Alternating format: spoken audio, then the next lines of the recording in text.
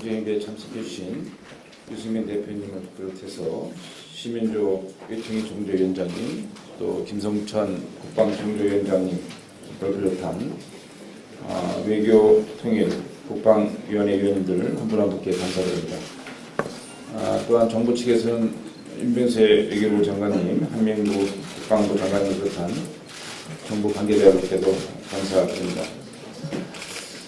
오늘 당정협의는 최근 한반도를 둘러싼 동북아 외교안보 지형의 급격한 변화가 감지되고 있는 가운데 우리나라가 이 국제 정세 흐름에 따라서 전략적으로 적절히 잘 대응하고 있는지 국민들의 걱정이 많은 상황 속에서 개최되었습니다. 특히 금년은 광복 70전, 분단 70주년을 맞는 뜻깊은 해이고 한일 수교 50주년을 맞는 해입니다. 아베 총리는 어제 미 의회 연설에서 이 과거사에 대한 반성을 하지 못함으로써 한일 관계에 대한 개선, 나아가서는 동북아의 평화와 협력의 기회의 장을 놓친 것이 아닌가라는 매우 아쉬운 지적들이 많이 있습니다. 또한 최근에 미일 안보협력 지출과 관련돼서 일본의 집단적 자위권 행사가 사전에 한반도의 경우에는 우리 정부의 동의를 받고 해야 되는 것이 아닌가라는 지적이 많이 있었습니다만 이에 대한 반영이 어떻게 됐는지 많은 국민들께서 또한 궁금해하고 있는 상황입니다. 이 분단 국가이자 강대국에 둘러싸고 있는 우리 나라는 이 안보 경제 이슈에 따라서 경제 협력 관계가 달라지고 이 다자 외교 상황에서는 더욱 복잡한 고차 방식을 풀어내야 하는 아주 숙명적인 지정학적 위치에 있습니다. 이에 따라서 오늘 우리 외교 안보 정책을 총체적으로 재점검하는 당정협의 자리를 마련했던 점을 다시 한번 강조해서 말씀드리고요. 따라서 금일 당정회의에서는 최근 이슈가 되고 있는 대미 대일 관계를 비롯해서 우리 주권과 국익에 직결되는 안보 현안 문제들에 대한 논의를 시작하고자 합니다. 오늘 당정협의에서는 국민들의 걱정과 우려를 덜어드릴 수 있는 대책이 강구될 수 있도록 많은 의견, 좋은 의견을 개진해 주시기를 바랍니다. 그러면 먼저 유승민 원내대표님의 모든 말씀을 듣고 회의를 시작하겠습니다. 장관님도 일단 예, 반갑습니다. 오늘 아침 일찍 외교부 장관님, 국방장관님, 김부겸 장관님과 외교부 국방부에서 같이 나와주신 분들께 감사드립니다. 정상 이 당정협의는 우리 정책위원장님께서 주관을 하시는 건데 저는 오늘 좀 그냥 특별히 나왔습니다. 그 나경원 외통위원장님과 황진아 국방위원장님께서 지금 워싱턴에 가 계십니다. 그래서 이 자리에 함께 못하셨습니다만은 아마 곧 돌아오시니까 오늘 이 결과를 같이 공유하고 이 회의 결과에 따라서 우리 당에서 외통위원장과 국방위원장 중심으로 또 당도 지속적으로 고민을 하도록 하겠습니다. 오늘 아침 보도에도 김정은의 러시아 방문 계획이 취소됐다 이런 게 있었습니다만 그 외교 안보에 관련된 사항들은 통상 정부가 중심을 잡아서 잘 해나가시고 국회는 초당적으로 뒷받침을 하고 또 국민들은 그걸 믿고 안심하면 되는 그런 사항입니다만 지금 4강 외교를 둘러싸고 또 한반도 정세를 둘러싸고 많은 국민들께서 죄송합니다. 많은 국민들께서 상당히 좀 막연하게 걱정들을 하고 계신다. 또 저희 집권 여당에서도 4강 외교, 특히 미국, 일본, 중국과의 관계가 앞으로 우리 대한민국의 운명을 좌우하게 되는 건데 그런 부분에서 우리 정부가 지금 잘 하고 있느냐 이런 부분에 대해서 저희 여당 안에서도 걱정이 많습니다. 그래서 오늘 짧은 회의에서 모든 걸 다 논의할 수는 없습니다만 최근에 미일 정상회담이나 또 중일 정상회담 같은 걸 보면서 또 그동안 계속 악화되기만 했던 한일 관계를 보면서 또 한미 관계는 이상이 없느냐에 대한 여러 가지 이 걱정들 이런 걸 보면서 오늘 회의를 출발로 해서 저희 당에서도 외교 안보에 대한 고민을 좀 시작하려고 합니다.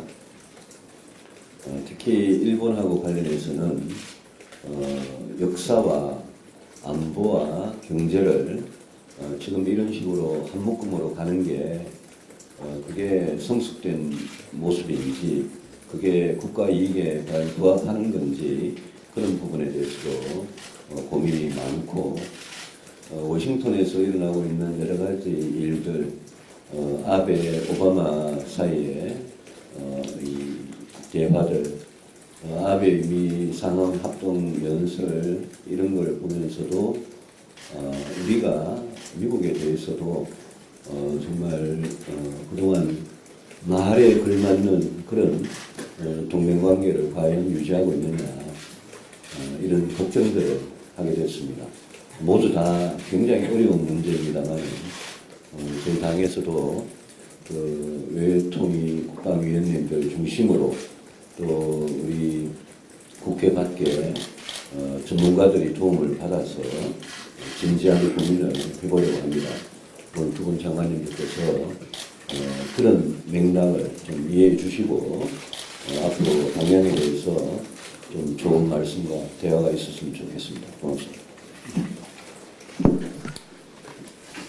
네, 대표님 말씀 잘 들었습니다. 다음은 정부 측 인사 말씀을 좀 듣도록 하겠습니다. 먼저 임변세 외교부 장관님 인사 말씀하시겠습니다.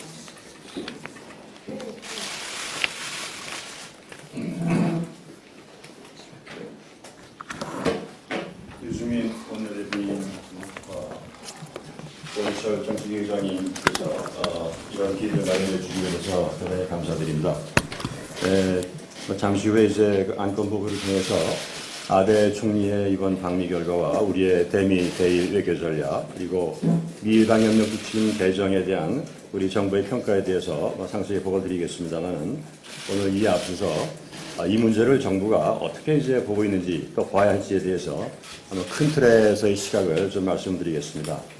잘 아시겠습니다만 지금 대표님 말씀하신 것처럼 이 동북아 안보 질서가 냉전 종식 이후에 과거로 때봐도 복잡하기한 상황입니다. 미국이 아태 재균형 정책을 강화하고 있고 일본은 전후 체제를 탈피하고 정상국가로의 전환을 추구하고 있습니다. 이런 맥락에서 볼 때 근본 아베 총리의 방미가 미국과 일본의 이해관계가 중첩되는 그런 지점에서 이제 이루어졌다 이렇게 볼 수 있습니다. 다시 말씀드리면 미국은 금년에 동아시아 주요 4개국인 한국, 중국, 일본, 인도네시아 정상에 미국 방문을 추천한 한편 TPP 협상을 마무리함으로써 동아시아 지역에서의 존재감을 부각하고자 하고 있습니다. 반면에 일본은 변화된 정세 속에서 미국과의 동맹을 적극 강화시키는 것이 기묘하다는 전략적 판단에 따라서 이번 방미 과정에서 안보 및 경제 양 측면에서 미국의 그 요구를 최대한도 수용하는 모습을 보여주었습니다. 이와 관련해서 이번 아베 총리 방미의 가장 핵심적인 내용은 미일 방역력 지침이라고 볼 수 있습니다. 큰 틀에서 과거 일본 주변 지역에 머무르던 협력의 범위를 지역과 글로벌 차원으로 확장시키고 협력의 수준도 한층 강한 것으로 평가되고 있습니다. 이번 아베 총리 방미에 대해서 국제사회 반응은 미일 동맹 강화 측면에서는 일단 긍정적으로 평가하면서도 아베 총리의 미의회 연설과 정상회담 직후 기자회견, 공동 기자회견에서 이 역사 문제 관련 언급에 대해서는 이미 알고 계신 것처럼 에드로이스 미 하원 외교위원장을 포함해서 의회 지도자들과 다수 해외 언론에서 이 반응에서 드러나듯이 기대 수준에 미치지 못한다는 대체적인 반응을 보이고 있습니다.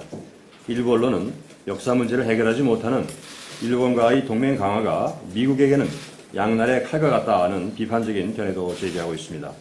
미일 관계 진전과 무관하게 한미 관계는 이번 정부 출범 이래 조건에 기반한 전작권 전환, 한미 방위 분담 타결, 원자력 협정 개정 등 민감한 양자 현안을 성공적으로 마무리 지음으로써 한미 동맹을 업그레이드하고 있습니다. 이 결과 미 의회 주사국 보고서에도 한미 동맹을 53년 상호방위 조약 이래 역대 최상이라고 평가하고 있고, 이것은 미 행정부와 의회의 일센 견해이기도 합니다. 미일 관계 진전과 관련해서 국내 일각에서는 한국이 소외되거나 주변화되는 것이 아닌가 하는 그런 우려와 함께 외교전략 부재라는 비판도 제기되고 있는 것으로 알고 있습니다. 그러나 이러한 시각은 동북아 영내 국가 간 양자 관계의 발전과 안정적인 안보 질서, 그리고 중국과의 건설적인 협력 관계를 추구하는 미국의 아태 제교형 정책과 이를 위해 한미일 삼각협력을 중시하는 미국의 국가안보 전략에서 볼 때 과도한 해석이라고 생각하고 있습니다.